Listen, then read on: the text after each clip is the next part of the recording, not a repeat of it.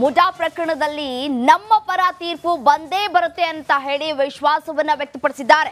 Republic Kannada ಜೊತೆ ದೂರುದಾರ ಸ್ನೇಹಮಯಿ ಕೃಷ್ಣ ಪ್ರತಿಕ್ರಿಯೆ ಕೊಟ್ಟಿದ್ದಾರೆ. ಎಲ್ಲ ಆರೋಪಗಳಿಗೆ ದಾಖಲೆಗಳನ್ನ ಈಗಾಗಲೇ ಕೊಟ್ಟಿದ್ದೇವೆ. ಸಿಎಂ ಪ್ರಭಾವ ಬಳಸಿರೋದ್ರ ದಾಖಲೆಯನ್ನ ಕೂಡ ಕೋರ್ಟ್ಗೆ ಕೊಟ್ಟಿದ್ದೇವೆ. ವೈಟ್ನರ್ ಹಾಕಿದ ದಾಖಲೆಯನ್ನ ಕೋರ್ಟ್ಗೆ ಯಾಕೆ ಸಲ್ಲಿಸಿಲ್ಲ, ಇದರಲ್ಲೇ ಗೊತ್ತಾಗುತ್ತೆ ಸಿಎಂ ತಪ್ಪನ್ನ ಮಾಡಿದ್ದಾರೆ ಅಂತ ಹೇಳಿ ಮೈಸೂರಿನಲ್ಲಿ ಸ್ನೇಹಮಯಿ ಕೃಷ್ಣ ಹೇಳಿಕೆಯನ್ನ ಕೊಟ್ಟಿದ್ದಾರೆ. ಹಾಗಾದ್ರೆ ಏನ್ ಹೇಳಿದ್ದಾರೆ ಸ್ನೇಹಮಯಿ ಕೃಷ್ಣ, ಕೇಳ್ತಾ ಹೋಗೋಣ. ಮೈಸೂರು ನಗರಾಭಿವೃದ್ಧಿ ಪ್ರಾಧಿಕಾರದಲ್ಲಿ ಸಿಎಂ ಪತ್ನಿ ಪಡೆದಿರುವಂತಹ 14 ಸೈಟ್ಗಳ ವಿಚಾರವಾಗಿ ಈಗಾಗಲೇ ಕೋರ್ಟ್ನಲ್ಲಿ ಸುದೀರ್ಘವಾದಂತಹ ವಾದ ವಿವಾದಗಳು ನಡೆದಿದೆ. ಇವತ್ತು ಸಿಎಂ ಸಿದ್ದರಾಮಯ್ಯನವರಿಗೆ ಒಂದು ಬಿಗ್ ಡೇ ಅಂತಲೇ ಹೇಳ್ಬೋದು. ಇವತ್ತು ಆ ವಿಚಾರಣೆಯ ತೀರ್ಪು ಕೂಡ ಬರ್ತಾ ಇದೆ. ಏನಾಗುತ್ತೆ ಅನ್ನುವಂತಹ ಟೆನ್ಷನ್ ಒಂದು ಕಡೆ ಆದರೆ ಇವತ್ತಿನ ತೀರ್ಪು ಯಾರ ಪರವಾಗಿ ಬರುತ್ತೆ ಅನ್ನೋದು ಕೂಡ ಒಂದು ಕುತೂಹಲವಾಗಿ ಬಿಡ್ತಾ ಇರುವಂಥದ್ದು. ಈ ಬಗ್ಗೆ ಮಾತಾಡೋದಕ್ಕೆ ಜೊತೆಗೆ ದೂರದರಾಗಿರುವಂತಹ ಸ್ನೇಹಮಯಿ ಕೃಷ್ಣ ಅವ್ರನ್ನ ಮಾತಾಡಿಸ್ತಾ ಹೋಗ್ತೀನಿ. ಸರ್, ಇವತ್ತು ಭಾಳ ಮಹತ್ವದ ದಿನ ಸರ್, ಏನಾಗ್ಬೋದು ಸರ್ ಇವತ್ತು? ಸರ್, ಇಲ್ಲ, ನಮ್ಮ ಪರವಾಗಿ ತೀರ್ಪು ಬರುತ್ತೆ ಅನ್ನೋ ನಂಬಿಕೆ ನಮಗಿದೆ. ಯಾಕೆಂತೇಳಿದ್ರೆ ಅದಕ್ಕೆ ನಾವೇನು ಆರೋಪ ಮಾಡಿದ ಪೂರಕವಾದ ಎಲ್ಲ ಸಾಕ್ಷ್ಯಗಳನ್ನು ಮಾಹಿತಿಗಳನ್ನು ಮಾನ್ಯ ನ್ಯಾಯಾಲಯ ಗಮನಕ್ಕೆ ತಂದಿದ್ದೀವಿ. ಮಾನ್ಯ ನ್ಯಾಯಾಲಯವೆಲ್ಲ ಪರಿಗಣಿಸಿ ನಮ್ಮ ಪರವಾಗಿ, ಅಂದರೆ ನಮ್ಮ ಪರವಾಗಿದ್ದ ಮುಖ್ಯವಾಗಿ ಸತ್ಯದ ಪರವಾಗಿ ಒಂದು ತೀರ್ಪು ಕೊಡುತ್ತೆ ಅನ್ನೋ ನಂಬಿಕೆ ನಮಗಿದೆ. ಸುದೀರ್ಘವಾದಂತಹ ವಾದ ವಿವಾದ ನಡೆದಿದೆ ಸರ್. ಸುಮಾರು 30 ಗಂಟೆಗಳ ವಾದ ವಿವಾದವನ್ನು ನ್ಯಾಯಾಧೀಶರು ಆಲಿಸಿದ್ದಾರೆ ಸರ್. ಯಾವ ವಿಚಾರಗಳಲ್ಲಿ ಸಿಎಂ ಅವರು ಎಡವಟ್ಟು ಮಾಡ್ಕೊಂಡಿದೆ ಅಂತ ಅನ್ನಿಸ್ತದೆ ಸರ್ ಈ ವಾದ ವಿವಾದನ ನೋಡಿದ ಸಂದರ್ಭದಲ್ಲಿ? ಸರ್, ಮಾನ್ಯ ನ್ಯಾಯಾಲಯಕ್ಕೆ ಅವ್ರು ಕೊಟ್ಟಿರೋಂಥ ದಾಖಲಾತಿಗಳನ್ನೇ ನಮ್ಮ ಆರೋಪಪೂರ್ವಕವಾದ ಹಲವಾರು ಸಾಕ್ಷ್ಯಗಳನ್ನು ಒದಗಿಸುತ್ತೆ. ಮೊದಲನೇದಾಗಿ ಅವ್ರ ಹೆಂಡತಿ ಶ್ರೀಮತಿ ಪಾರ್ವತಿಯವರು ನಿವೇಶನ ಕೋರಿ ಏನು ಪತ್ರ ಬರೆದಿದ್ದಾರೆ, ಆ ಪತ್ರದಲ್ಲೇ ಸ್ಪಷ್ಟವಾಗಿದೆ 2001ಕ್ಕಿಂತ ಮುಂಚೆನೇ ಅಲ್ಲಿ ಬಡಾವಣೆ ರಚನೆ ಆಗಿತ್ತು, ನಿವೇಶನ ಹಂಚಿಕೆ ಆಗಿತ್ತು ಅಂತೇಳಿ. ಬಡಾವಣೆ ರಚನೆಯಾಗಿ ನಿವೇಶನ ಹಂಚಿಕೆ ಆದಮೇಲೆ 2004 ಇಸ್ವಿಯಲ್ಲಿ ಅವರ ಬಾಮಾಯಿದ ಮಲ್ಲಿಕಾರ್ಜುನ ಸ್ವಾಮಿ ಕೃಷಿ ಭೂಮಿ ಅಂತೇಳಿ ಹೇಗೆ ಕ್ರಯಪತ್ರ ನೋಂದಣಿ ಮಾಡ್ಕೊಳ್ಳೋಕ್ಕೆ ಸಾಧ್ಯ ಅನ್ನೋದು ಪ್ರಮುಖ ಇದಾಗಿ ಕಂಡು ಬರ್ತದೆ.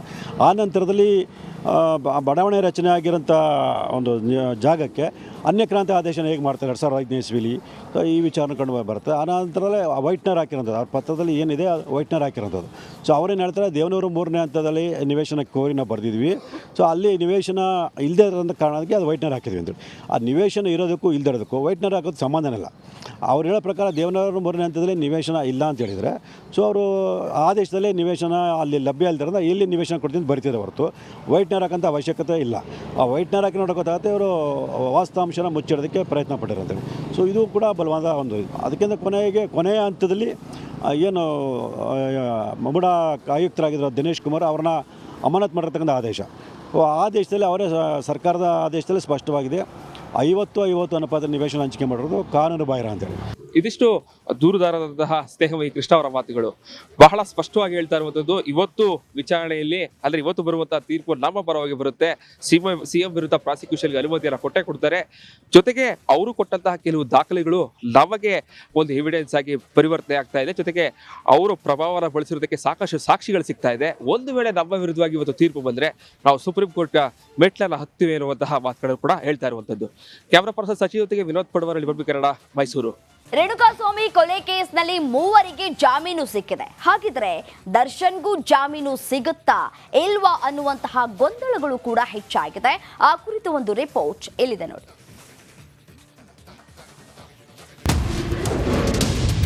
ರೇಣುಕಾಸ್ವಾಮಿ ಕೊಲೆ ಕೇಸ್ 3 ಜಾಮೀನು. ಇನ್ನುಳಿದ ದರ್ಶನ್ ಗ್ಯಾಂಗ್ ಕತೆ ಏನು? ಚಿತ್ರದುರ್ಗದ ರೇಣುಕಾಸ್ವಾಮಿ ಕೊಲೆ ಪ್ರಕರಣದಲ್ಲಿ 3 ಆರೋಪಿಗಳಿಗೆ ಜಾಮೀನು ಸಿಕ್ಕಿದೆ. ಆದರೆ ನಟ ದರ್ಶನ್ ಕಳೆದ ಶನಿವಾರ ಜಾಮೀನು ಅರ್ಜಿ ಹಾಕಿದ್ದು ನಿನ್ನೆ ಮೊದಲ ವಿಚಾರಣೆ ನಡೆದಿದೆ. ಸೆಪ್ಟೆಂಬರ್ 27ಕ್ಕೆ ವಿಚಾರಣೆ ಮುಂದೂಡಲಾಗಿದೆ. ಈ ಮಧ್ಯೆ ನಿನ್ನೆ ಜಾಮೀನು ಪಡೆದಿರುವ ಕೇಶವಮೂರ್ತಿ, ಕಾರ್ತಿಕ್, ನಿಖಿಲ್ಗೆ ಸಿಕ್ಕ ರೀತಿ ಜಾಮೀನು ದರ್ಶನ್ಗೂ ಸಿಗುವ ಸಾಧ್ಯತೆಗಳು ಇವೆಯೇ ಎಂಬ ಬಗ್ಗೆ ಸಾರ್ವಜನಿಕ ವಲಯದಲ್ಲಿ ಇದೀಗ ಚರ್ಚೆ ನಡೀತಾ ಇದೆ. ದರ್ಶನ್ಗೆ ಜಾಮೀನು ಸಿಗದಿರಲು ಮೂಲ ಕಾರಣ ದರ್ಶನ್, ಪವಿತ್ರ ಗೌಡ ಸೇರಿದಂತೆ ವಿವಿಧ ಮಂದಿ ಕೊಲೆ ಕೃತ್ಯದಲ್ಲಿ ನೇರವಾಗಿ ಭಾಗಿಯಾಗಿದ್ರು. ಆದರೆ ಈ 3 ಕೊಲೆ ಕೃತ್ಯದಲ್ಲಿ ನೇರವಾಗಿ ಭಾಗಿಯಾಗಿರಲಿಲ್ಲ. ಅವರಿಗೆ ಅಪರಾಧದ ತೀವ್ರತೆಯ ಬಗ್ಗೆಯೂ ಅರಿವಿರಲಿಲ್ಲ. ಕೊಲೆ ಮಾಡಿದ ಬಳಿಕ ಶವ ಸಾಗಿಸಲು ಉಳಿದ ಆರೋಪಿಗಳಿಗೆ ನೆರವಾಗಿದ್ರು. ರೇಣುಕಾಸ್ವಾಮಿಯನ್ನ ಕಿಡ್ನಾಪ್ ಮಾಡಿದ್ದರಾಗ್ಲಿ ಅಥವಾ ರೇಣುಕಾಸ್ವಾಮಿಗೆ ಚಿತ್ರಹಿಂಸೆ ನೀಡಿದ್ದರಾಗ್ಲಿ ಇವರ ಪಾತ್ರವಿರಲಿಲ್ಲ. ಸ್ಥಳದಲ್ಲೂ ಇರಲಿಲ್ಲ. ಕೊಲೆಯಾದ ಬಳಿಕ ಇವರು ಬಂದಿದ್ರು. ಈ ಕೃತ್ಯವನ್ನ ಒಪ್ಪಿಕೊಂಡು ಪೊಲೀಸರಿಗೆ ಶರಣಾದ್ರೆ ಹಣ ನೀಡುವುದಾಗಿಯೂ ಬಳಿಕ ಠಾಣೆಯಿಂದ ಬಿಡಿಸಿಕೊಂಡು ಬರುವುದಾಗಿಯೂ ನಂಬಿಸಿದ್ರಿಂದ ಕೇವಲ ಹಣ ಸಿಗುತ್ತೆ ಎಂಬ ಕಾರಣಕ್ಕಾಗಿ ಪೊಲೀಸರಿಗೆ ತಾವಾಗಿಯೇ ಶರಣಾಗಿದ್ರು. ಈ ವಿಚಾರವನ್ನ ಆರೋಪಿಗಳ ಪರ ವಾದ ಮಂಡಿಸಿದ ವಕೀಲರು ನ್ಯಾಯಾಲಯದ ಗಮನಕ್ಕೆ ತಂದಿದ್ರು. ಕೋರ್ಟ್ ಸಹ ಇದನ್ನ ಪರಿಗಣಿಸಿ ಜಾಮೀನು ನೀಡಿದೆ. ಇದೀಗ ಮುಖ್ಯ ಪ್ರಶ್ನೆ ಎದುರಾಗಿರುವುದು ದರ್ಶನ್ ಮತ್ತು ಗ್ಯಾಂಗ್ನ ಜಾಮೀನು ವಿಚಾರ. ಉಳಿದ ಅಷ್ಟು ಮಂದಿ ಆರೋಪಿಗಳು ರೇಣುಕಸ್ವಾಮಿ ಅಪಹರಣದಿಂದ ಹಿಡಿದು ಚಿತ್ರಹಿಂಸೆ ನೀಡಿ ಕೊಲೆ ಆದವರೆಗೂ ಗುರುತಿಸಿಕೊಂಡ ಆರೋಪಿಗಳಾಗಿದ್ದಾರೆ. ಹೀಗಾಗಿ ಇವರೆಲ್ಲರೂ ಕೊಲೆ ಕೃತ್ಯದಲ್ಲಿ ನೇರವಾಗಿ ಭಾಗಿಯಾಗಿರುವ ಆರೋಪ ಎದುರಿಸುತ್ತಿರುವುದರಿಂದ ಜಾಮೀನು ಪಡೆದುಕೊಳ್ಳುವುದು ಅಷ್ಟು ಸುಲಭದ ವಿಚಾರವಲ್ಲ. ಕೋರ್ಟ್ ಸಹ ಇದನ್ನ ಗಂಭೀರವಾಗಿ ಪರಿಗಣಿಸಿದ್ದು ಜಾಮೀನು ನೀಡಿದ್ದೇ ಆದಲ್ಲಿ ಪ್ರಭಾವಿಯಾಗಿರುವ ಹಿನ್ನೆಲೆಯಲ್ಲಿ ಸಾಕ್ಷ್ಯ ನಾಶಪಡಿಸುವ ಸಾಧ್ಯತೆ ಇದೆ ಎಂಬುದು ಸಹ ಕಾರಣವಾಗಿದೆ. ಈ ಎಲ್ಲ ಕಾರಣಗಳಿಗಾಗಿ ಈವರೆಗೂ ಕೋರ್ಟ್ ದರ್ಶನ್ಗಾಗ್ಲಿ ಅಥವಾ ಪವಿತ್ರ ಗೌಡಗಾಗಲಿ ಅಥವಾ ಇನ್ನುಳಿದ ಅಷ್ಟು ಮಂದಿಗೆ ಜಾಮೀನು ನೀಡುವಲ್ಲಿ ವಿಳಂಬ ಆಗ್ತಾ ಇದೆ. ದರ್ಶನ್ ಸೆಪ್ಟೆಂಬರ್ 27ರಂದು ವಿಚಾರಣೆ ನಡೆದರೆ ಪವಿತ್ರ ಗೌಡ ಜಾಮೀನು ಅರ್ಜಿ ವಿಚಾರಣೆ ಸೆಪ್ಟೆಂಬರ್ 25ರಂದು ನಡೆಯಲಿದೆ. Bureau report, Republic Kannada.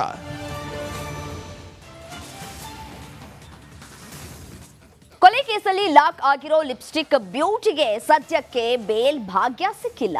ಜಾಮೀನು ಸಿಕ್ಕರೆ ಸಾಕು ಅಂತ ಭಾರಿ ಕಸರತ್ತನ್ನ ನಡೆಸಿದ್ರು ಕೋರ್ಟ್ ಮುಂದೂಡಿದೆ. ಯಾಕೆ ಗೊತ್ತಾ? ಆ ಕುರಿತ ಡೀಟೇಲ್ಸ್ ಹೇಳಿದೆ ನೋಡಿ.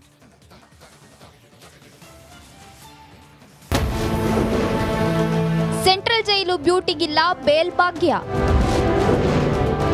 ಪರಪ್ಪನ ಅಗ್ರಹಾರದಲ್ಲೇ ಪವಿತ್ರ ಲಾಕ್. ಹೈಫೈ ಲೈಫ್ ಲೀಡ್ ಮಾಡ್ತಿದ್ದ ಬ್ಯೂಟಿ ಈಗ Parappana ಅಗ್ರಹಾರದಲ್ಲೇ lock ಆಗುವಂತಾಗಿದೆ.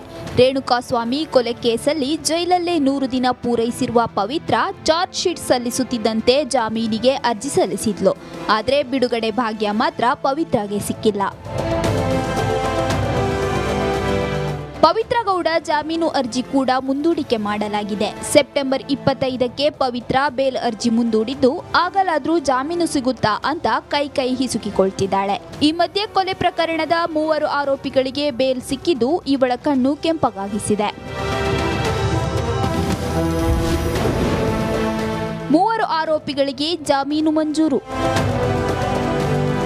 A15 Karthik alias ಕಪ್ಪೆ, A17 ನಿಖಿಲ್ ನಾಯ್ಕಿಗೆ ಜಾಮೀನು ನೀಡಿದೆ. ಹೈಕೋರ್ಟ್ನಲ್ಲಿ A16 ಕೇಶವ ಮೂರ್ತಿಗೆ ಬೇಲ್ ನೀಡಲಾಗಿದೆ. ಈ 3 ಆರೋಪಿಗಳಿಗೆ ಜಾಮೀನು ಸಿಕ್ಕಿದ್ದು ನನಗ್ಯಾಕೆ ಸಿಗ್ಲಿಲ್ಲ ಅಂತ ಹೊಟ್ಟೆ ಉರಿ ಪಡ್ಕೋತಿದ್ದಾಳೆ ಎನ್ನಲಾಗ್ತಿದೆ. ಸೆಪ್ಟೆಂಬರ್ 25ಕ್ಕೆ ಏನಾಗಲಿದೆ ಅಂತ ಕಾದು ನೋಡಬೇಕಿದೆ. Bureau report, Republic Kannada. Lebanon ಮೇಲೆ ಇಸ್ರೇಲ್ನಿಂದ ಭಾರೀ ಪ್ರತಿದಾಳಿಯಾಗಿದೆ. ವೈಮಾನಿಕ ದಾಳಿಯಲ್ಲಿ 492 ಮಂದಿ ದುರ್ಮರಣವನ್ನ ಅಪ್ಪಿದ್ದಾರೆ. ಕ್ಷಿಪಣಿ ಬಾಂಬ್ಗಳ ಸುರಿಮಳೆಗೈದಿದೆ ಇಸ್ರೇಲ್. ದಾಳಿಯಲ್ಲಿ 1,000ಕ್ಕೂ ಅಧಿಕ ಮಂದಿಗೆ ಗಾಯ ಆಗಿದೆ. ಇರಾನ್ ಬೆಂಬಲಿತ ಹೆಜ್ಬುಲ್ಲಾ ಉಗ್ರರ ವಿರುದ್ಧ ಕಾರ್ಯಾಚರಣೆಯನ್ನು ನಡೆಸಲಾಗ್ತಾ ಇದೆ. 300ಕ್ಕೂ ಅಧಿಕ ಟಾರ್ಗೆಟ್ಗಳನ್ನ ಗುರಿಯಾಗಿಸಿ ದಾಳಿಯನ್ನ ಮಾಡಲಾಗ್ತಾ ಇರುವಂತದ್ದು. 2006ರ ನಂತರ ಇಸ್ರೇಲ್ ಹಿಜ್ಬುಲ್ಲಾ ನಡುವಿನ ಭೀಕರ ಕಾಳಗ ಇದಾಗಿದೆ. ತಕ್ಷಣವೇ ಜಾಗ ಖಾಲಿ ಮಾಡುವಂತೆ ಇಸ್ರೇಲ್ ಎಚ್ಚರಿಕೆಯನ್ನ ಕೂಡ ಕೊಟ್ಟಿರುವಂತದ್ದು. ಮೃತರಲ್ಲಿ 35 ಮಕ್ಕಳು, 58 ಮಹಿಳೆಯರು ಕೂಡ